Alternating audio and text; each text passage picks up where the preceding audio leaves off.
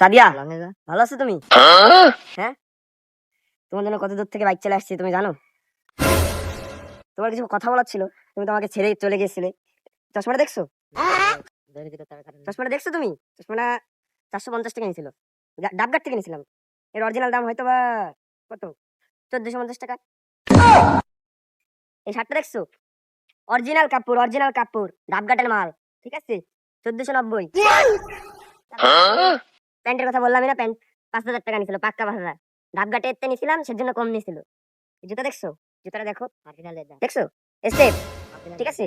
তারপরে এই যে সোল্ট দেখছো? ছিড়বে না, তুমি টাইনা ছিড়তে পারবে না। এইসবের কথা বাদ দিলাম, এইসবের কথা বাদ দিলাম। তুমি আমার বাইকটা দেখো, তুমি আমার বাইকটা দেখো। কত বলো তো? 5,90,000 টাকা। যা মনে করো তোমার দুইটা কিডনি, তোমার কিডনি বেচার কথা করছি না, যা তোমার মনে করো 1 বছর তুমি যদি ব্যবসাও করো তাও উঠবে না। বাইকটা খুব কষ্টের টাকা দিয়ে কেনা, ঠিক আছে? ওই যে টিকটকে যে নাচানাচি করছিলাম, ঠিক আছে? একটা ভিডিও ভাইরাল হয়েছিল, ওইখান থেকে হচ্ছে গিয়ে টাকা পায় হচ্ছে গিয়ে বাইকটা কেনা। বাইকটার দাম অনেক বেশি, যা তোমার দামও নাই, ঠিক আছে? এখন আর্ধেক বাদ দিই, তোকে এটা এই কথাটুকু বলার জন্যই আমি আসছিলাম। ভাই তুমি থাকো। আর তোমার ওই ব্যবসা কেমন চলছে? ভালো? বাইগান।